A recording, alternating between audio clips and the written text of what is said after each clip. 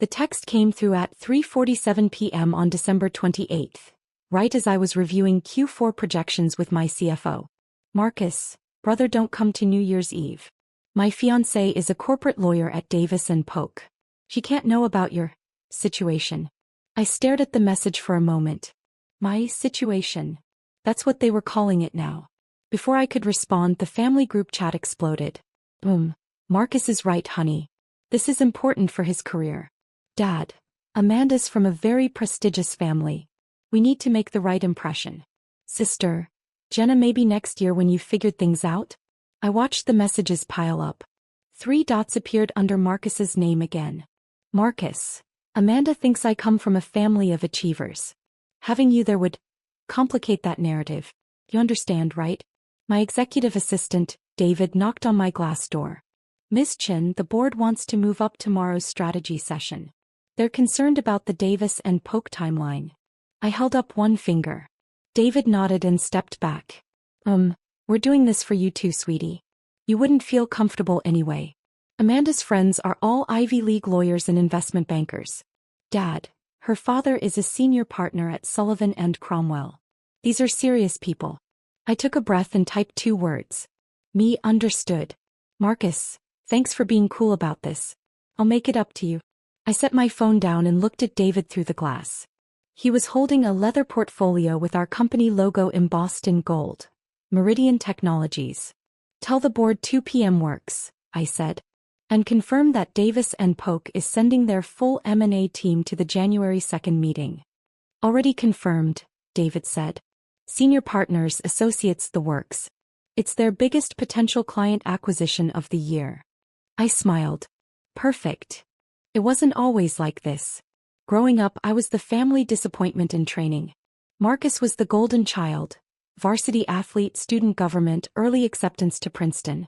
Jenna was the social butterfly who married a dermatologist and joined the country club. And then there was me. The quiet one. The quirky one. The one who spent weekends coding in her room instead of going to parties.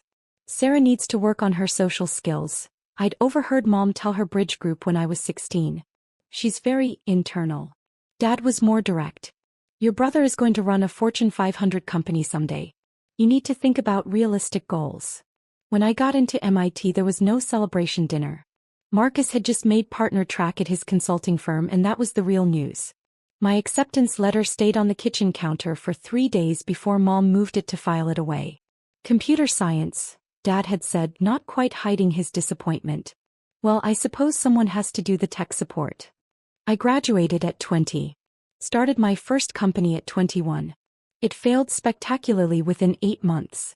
The family group chat had been brutal. Dad, maybe it's time to think about grad school. Get an MBA.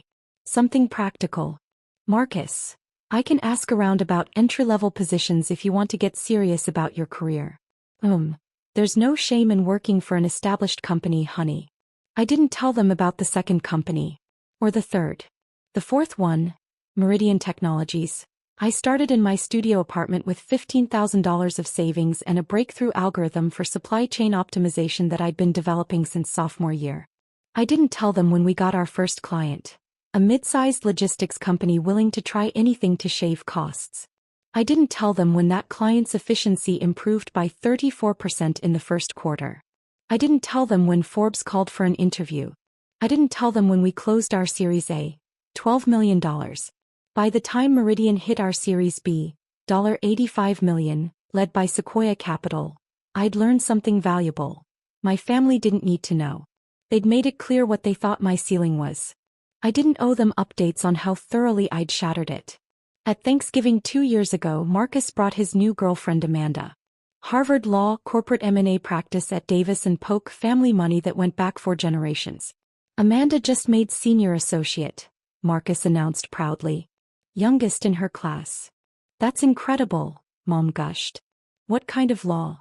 Mergers and acquisitions, Amanda said, flashing a smile full of perfect teeth. We handle major corporate transactions. Tech sector mostly. He turned to me politely. What do you do, Sarah? I work in tech, I said. Oh, fun. Which company? A startup. Supply chain software. I watched her eyes glaze over slightly. That sounds interesting. Marcus squeezed her hand. Sarah's still trying to find her footing. The startup world is tough. Oh, definitely, Amanda agreed. We see it all the time. Most of them fail. He meant it kindly, sympathetically even. But it's great that you're trying. Very brave. I'd nodded and changed the subject. That was 18 months ago. Since then, Meridian had grown to 450 employees across 4 countries. Our valuation hit $2.1 billion after our Series C. Fortune had just named me to their 40 under 40 list. We were in active negotiations to acquire one of our largest competitors. A deal that would make us the dominant force in enterprise supply chain optimization. And Davis and Polk was representing the company we were acquiring. I didn't build Meridian to prove anything to my family. I built it because the problem was fascinating and the solution was elegant. And because at 2 a.m. when I finally cracked the core algorithm, I felt more alive than I'd ever felt at any family dinner. But I'd be lying if I said their dismissal didn't fuel something. Have you thought about a real job? Became another 16-hour day. Marcus closed another major deal, became another client signed. Every time I wasn't invited to something because I wouldn't fit in, became another reason to make sure I'd eventually own the room they thought I didn't belong in. My team didn't know about my family situation. David knew I kept my personal life private. My CTO Rebecca knew I never took calls during board meetings. My general counsel James knew that I'd built this company with something to prove, though he'd never asked what.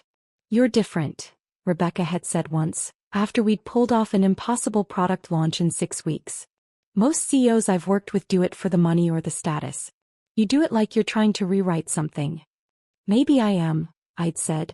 The Davis and Polk deal had fallen into our laps in October. TechFlow Solutions, a $800 million company that had dominated the East Coast market for a decade, was struggling. Their technology was outdated. Their leadership was aging out. They wanted to sell while they could still command a premium. We wanted their client list and their market share. Davis and Polk represented TechFlow, which meant Amanda Whitmore, senior associate, was on the deal team. I'd seen her name on the initial disclosure documents. My stomach had dropped. Problem? James had asked, noticing my expression. No, I'd said. No problem at all. I didn't tell him that Amanda was about to marry my brother. I didn't tell him that my family had no idea I was the CEO of Meridian Technologies. I didn't tell him that Amanda had looked at me with pity at Thanksgiving and said, most of them fail. I just told him to proceed with the acquisition. I spent New Year's Eve in my apartment with Thai food and a bottle of very expensive champagne that a client had sent. My phone buzzed throughout the night. The family group chat was active. Photos appeared. Marcus and Amanda at some rooftop party in Manhattan. Mom and Dad in cocktail attire. Jenna and her husband with champagne flutes. Such a beautiful evening. Amanda's parents are lovely. Jenna, can't believe Marcus found someone so perfect. Dad, photo with Amanda's father, he just closed a $2 billion merger. Incredible stories. At 11:47 p.m., a private text from Marcus. Marcus, thanks again for understanding about tonight. Amanda's dad was asking about my family. Easier this way. You know how it is. I stared at the message. Easier this way. I typed, hope you're having fun. I didn't add what I was thinking. In 32 hours, your fiancée is going to walk into the biggest meeting of her career and find out exactly who I am. At midnight, I toasted myself in the mirror. Happy New Year, Sarah. Let's make it interesting. The Davis and Polk team was scheduled to arrive at 10 a.m. I got to the office at 6. Our headquarters occupied floors 47 to 52 of a glass tower in downtown Seattle. My office was on 52 Corner View, with the city sprawling below and the mountains in the distance. David was already there with coffee. Today's the day, he said. Final negotiations for TechFlow. Their team confirmed? Full roster. 3 senior partners, 5 associates, paralegal support staff. They're bringing the CEO of TechFlow and their board chairman. And the Davis and Polk associates? David checked his tablet. Amanda Whitmore is listed as second chair on the transaction. She'll be presenting portions of the due diligence findings. I nodded slowly. Perfect. Rebecca appeared in my doorway. You ready for this? TechFlow's trying to renegotiate the earn-out provisions. They can try, I said. Our offer is final. James joined us. I've reviewed everything 3 times. We're airtight. This is the cleanest acquisition I've ever structured. I looked at my team. They'd worked for 6 months on this deal. Late nights, weekend calls, endless revisions. They deserve to see it close. And they deserve to watch me do it. Conference room A, I said. I'll present the opening remarks. Rebecca, you'll handle tech integration. James, you've got the legal framework. David, make sure their team has everything they need. You're personally presenting? Rebecca looked surprised. I usually let my team take the lead in negotiations while I observed. Today I am, I said. At 9:45, David knocked. They're in the lobby. Security is bringing them up. I stood and smoothed my jacket. Navy blue Tom Ford custom tailored. Hermes scarf. Louboutin heels. I dressed carefully. Not to impress. To remind myself who I'd become. The woman who got excluded from New Year's Eve didn't exist anymore. But the woman who built a $2.1 billion company from a studio apartment? She was about to make quite an entrance. Conference room A was our showcase space. 40-foot marble table. Floor-to-ceiling windows. Meridian's logo etched in glass on the far wall. Screens embedded in the table for presentations. I was already seated at the head of the table when they arrived. David opened the doors. Gentlemen, ladies, welcome to Meridian Technologies. The Davis and Polk team filed in first. 3 senior partners in their 50s and 60s, perfectly tailored suits, leather portfolios. Behind them, the associates. Amanda Whitmore was third in line. She walked in reviewing something on her tablet, not looking up. Professional. Focused. Her blonde hair was pulled back in a neat chignon. She wore a charcoal theory suit that probably cost $2,000. She still hadn't looked up. The TechFlow CEO Richard Morrison entered next. Silver-haired, distinguished, clearly uncomfortable about selling his life's work. His board chairman followed. David gestured to the seats. Please make yourselves comfortable. Miss Chin will be starting shortly. That's when Amanda looked up. Her eyes scanned the room professionally, cataloging faces, and then landed on me at the head of the table. I watched the recognition hit. It was like watching a system crash in real time. Her tablet slipped. He caught it. Her mouth opened slightly. Sarah, she said.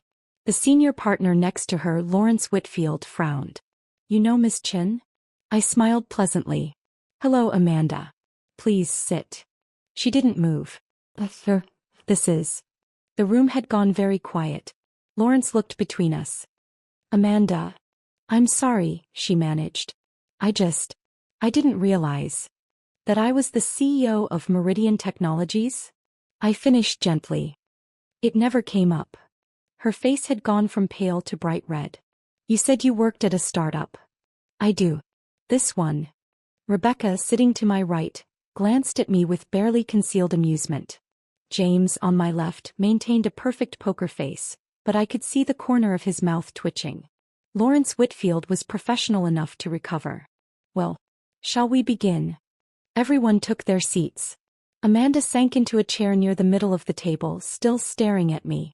One of the other associates leaned over and whispered something to her. She shook her head, unable to respond. I stood and activated the presentation screen. Thank you all for coming. I'm Sarah Chin, founder and CEO of Meridian Technologies. We've been looking forward to this meeting. My voice was steady. Come. This was my boardroom. My company. My deal. We're here to finalize the acquisition of TechFlow Solutions. Our offer is $840 million, structured as $600 million in cash and $240 million in performance-based earnouts over 3 years. I walked them through the presentation. Market analysis. Integration strategy.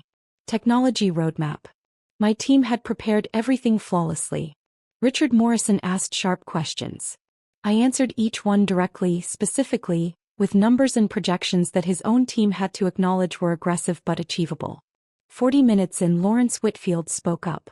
Miss Chin, your projections assume 40% year-over-year growth. That's ambitious. Meridian has averaged 47% year-over-year growth for the past 4 years, I said. We're not projecting. We're being conservative. One of the other Davis and Polk partners, Patricia Huang, nodded approvingly. Your due diligence has been thorough. We appreciate that. We don't waste time, I said. This deal makes sense for both parties. TechFlow gets to retire with a premium. We get immediate East Coast market penetration. It's elegant. Amanda still hadn't spoken. She was staring at her notes, pen frozen over paper. Lawrence gestured to her. Amanda, you wanted to address the IP transfer protocols? She looked up like she'd been electrocuted. Yes. She fumbled with her tablet. Her hands were shaking. Patricia leaned over. The technology transfer schedule, she prompted quietly. Right. Yes. The technology. Amanda's voice cracked. I'm sorry. I need a moment. She stood abruptly and walked out of the conference room. Lawrence's jaw tightened. My apologies. Let's take a brief recess. The room cleared. My team stayed. Rebecca burst out laughing the second the door closed. Hey, what was that? She looked like she'd seen a ghost. That was my brother's fiancée, I said calmly. James's eyebrows shot up. Your brother's? The one getting married? The same one who told me not to come to New Year's Eve because I'd embarrass him in front of her. Rebecca's mouth fell open. You're kidding. He texted me on December 28th. Said she was a corporate lawyer at Davis & Polk and she couldn't know about my situation. David, standing by the door, made a strangled sound. Your situation being this? He gestured around the room. Apparently running a multi-billion-dollar company is embarrassing to the family. James leaned back in his chair. So she has no idea who you are.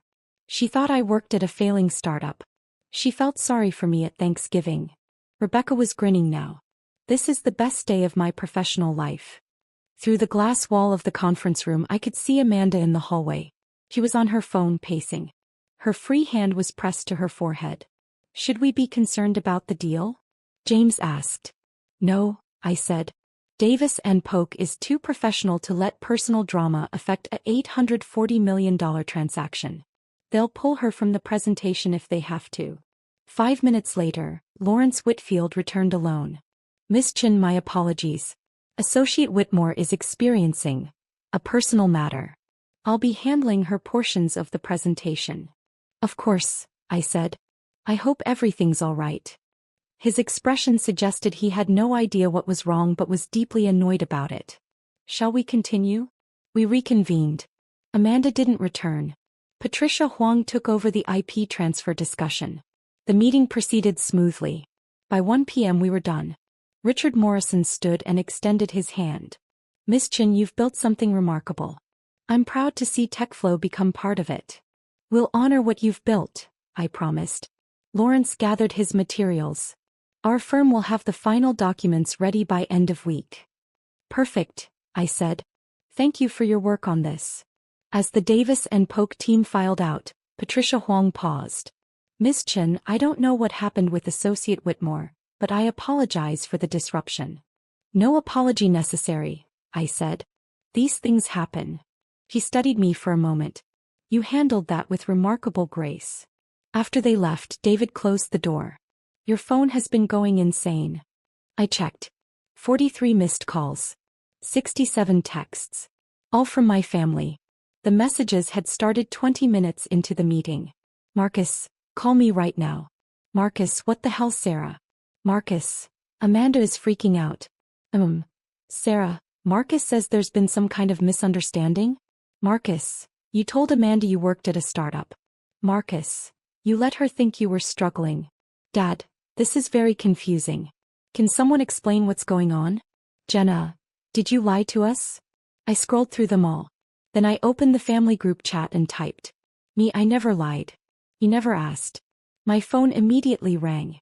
Marcus. I let it go to voicemail. It rang again. I silenced it and set it face down on my desk. David knocked. Your 2 p.m. with the board is in 10 minutes. I'll be there. And, there's someone in the lobby. Says she's your mother. I closed my eyes. Send her up. Mom appeared in my doorway 5 minutes later. She'd clearly rushed over from wherever she'd been. Her coat was buttoned wrong. Her hair wasn't perfect. She stopped when she saw my office. The view. The size. The Meridian logo on the wall. The framed Fortune magazine cover with my face on it. Sarah, she said quietly. What is this? This is my company, I said. Meridian Technologies. I founded it 6 years ago. 6 years. She sat down slowly in the chair across from my desk. 6 years and you never told us. You never asked what I was doing. You said you worked in tech. At a startup. This is a startup. It's just a successful one. She looked around again, processing. Marcus said Amanda met you. In a boardroom. You were running a meeting. An acquisition meeting. We're buying TechFlow Solutions for $840 million. Davis and Polk is representing them. Amanda's firm. Yes. Mom's hands were shaking. She called Marcus in a panic. He said you were the CEO. He thought she was confused. He thought maybe you were someone's assistant and she got mixed up. I'm the CEO, Mom. I've been the CEO since I started this company in my studio apartment with $15,000. $15,000. She trailed off. I don't understand. When Marcus started his consulting job we thought you were struggling. I was building something. But you let us think. At Thanksgiving when Amanda asked what you did. I told her I worked in tech at a startup. That's true. But you didn't tell her you owned it. She didn't ask. I kept my voice level. She assumed I was failing and felt sorry for me. You all did. Mom flinched. That's not fair. Isn't it? When I got into MIT, Dad said someone had to do the tech support. When my first company failed, you suggested I get a real job. When Marcus made partner at his firm, you threw him a party. When Meridian closed our Series A, $12 million, Mom, I was 23 years old and you didn't even know it happened. You didn't tell us. Because you'd made it very clear what you thought I was capable of. He sat back wounded. So this is, what? Revenge. No, I said. This is me living my life. Building something I'm proud of. You're the ones who decided I was an embarrassment. I just stopped trying to convince you otherwise. Marcus said you ruined his New Year's Eve. I wasn't at his New Year's Eve. That was the whole point. You know what I mean. Amanda is mortified. She told her whole family that Marcus comes from a family of achievers, and then she walks into a meeting and finds out his sister is. She gestured around helplessly. More successful than she expected? You're being cruel. Am I? I stood up. I have a board meeting in 3 minutes, Mom. You're welcome to stay in Seattle and we can have dinner tonight, but right now I have a company to run. She stood too, gathering her coat. At the door she paused. Your father is very upset. I'm sorry to hear that. We thought we knew you. You never tried to know me, I said quietly. You decided who I was when I was 16 and never updated your assessment.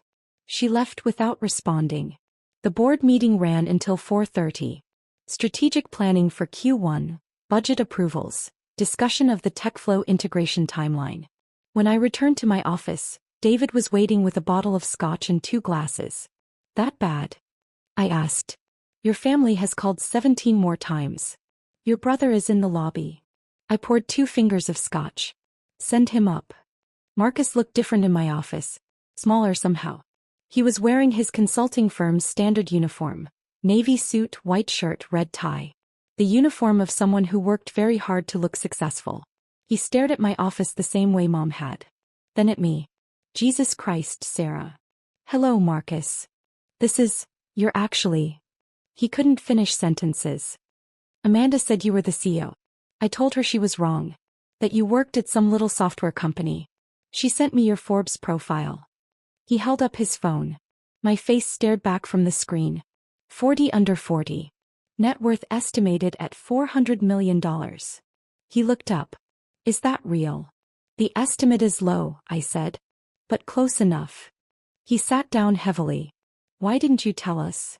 When should I have told you? When you announced your engagement and talked for 45 minutes about Amanda's career. When Dad spent Christmas dinner explaining how consulting firms work. When you texted me not to come to New Year's because I'd embarrass you.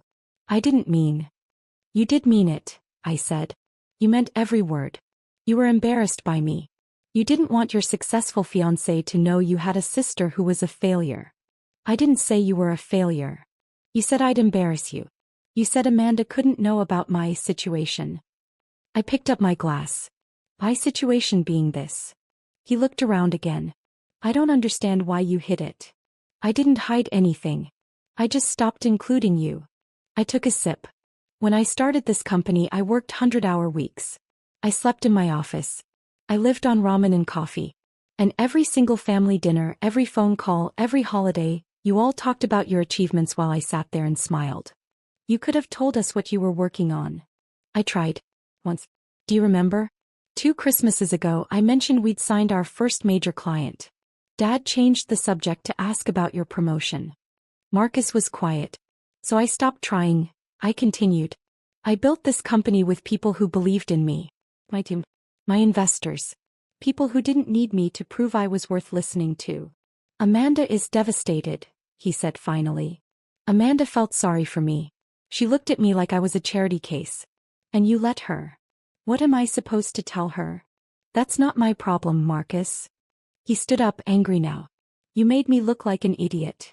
No, I said. You made yourself look like an idiot.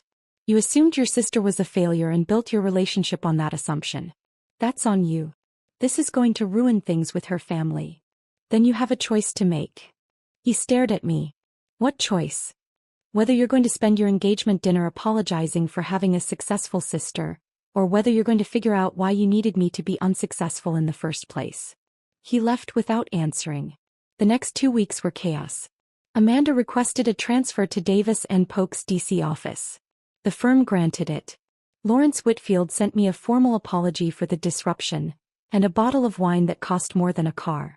The TechFlow acquisition closed without incident. Richard Morrison sent me a handwritten note thanking me for honoring his legacy. Marcus and Amanda postponed their engagement party. The family group chat went silent. Then on January 18th I got a text from Dad. Dad, can we talk? Just you and me. We met at a coffee shop near my apartment. Neutral territory. He looked older than I remembered. Tired. Your mother says I owe you an apology, he started. Do you think you do? He stirred his coffee for a long time. I read the Fortune article. All of it. The whole profile. And you built something extraordinary. He looked up. And I had no idea. I know. The article mentioned you started with $15,000. In your apartment. Studio apartment. 400 square feet. While we were. He trailed off. While I was telling you to get an MBA and find a real job. Yes. He was quiet for a moment. Why didn't you tell us? Because you'd made it very clear you didn't think I could do it. That's not. He stopped. That's fair. That's probably fair. Probably. He sighed. You were always so quiet. So different from Marcus and Jenna. I thought you needed direction. Structure. I thought I was helping. By telling me to aim lower? By trying to protect you from failure. He met my eyes. I was wrong. It was the first time I'd ever heard him say those words. Marcus is having a hard time, he continued. Amanda's having a hard time. Your mother is confused and hurt. Jenna called me crying yesterday because she doesn't understand what happened. What happened is you all decided I was an embarrassment and uninvited me from New Year's Eve. And then you found out I wasn't who you thought I was. We never thought you were an embarrassment. I pulled out my phone and showed him Marcus's text. She can't know about your situation. Dad read it. His jaw tightened. That's not acceptable. But it's honest, I said. That's how you all saw me. The one who didn't fit. The one who'd bring down the energy. I'm sorry, he said quietly. For what specifically? He looked surprised by the question. Then thoughtful. For not asking what you were working on. For assuming you needed my advice instead of my support. For not celebrating MIT the way we celebrated Marcus's Princeton acceptance. For. He paused. For not knowing my own daughter. My throat tightened. The article said you employ 450 people, he continued. That you've created $300 million in value for your investors. That you're pioneering technology that could revolutionize global supply chains. He shook his head. And I thought you needed my help finding an entry-level job. Yes. I'm proud of you, Sarah. I should have said that 6 years ago. I'm saying it now. I took a breath. Thank you. Can we? He hesitated. Is there a way forward? For the family? I don't know, I said honestly. Marcus texted me an apology yesterday. It was 3 sentences long and ended with, "This has been really hard on Amanda." Dad winced. Mom called to ask if I could smooth things over with Amanda's family, I continued. Jenna wants to know if I can get her husband consulting clients. That's not okay. No, it's not. He was quiet for a long moment. What do you need from us? I need you to see me, I said. Not as the disappointing daughter who needs to be managed. Not as the awkward one who doesn't fit in. Not as a resource to be leveraged. Just me. The CEO of a multi-billion-dollar company. The person I've always been. You just weren't paying attention. He nodded slowly. That's fair. And you're right. He finished his coffee. I can't speak for Marcus or your mother or Jenna. But I'd like to try. To see you. If you'll let me. What does that look like? Dinner. Once a month. Just us. You tell me about your company, I listen. I learn about your life. What you're building. He paused. I catch up on 6 years of being a terrible father. Despite everything, I smiled. You weren't terrible. I was absent. That's worse. Once a month, I said. But the first time you offer me career advice, I'm out. He laughed. Deal. 3 months later, Marcus and Amanda broke up. I heard it from Jenna, who heard it from Mom, who heard it from Marcus's therapist's receptionist. The family information chain remained absurd.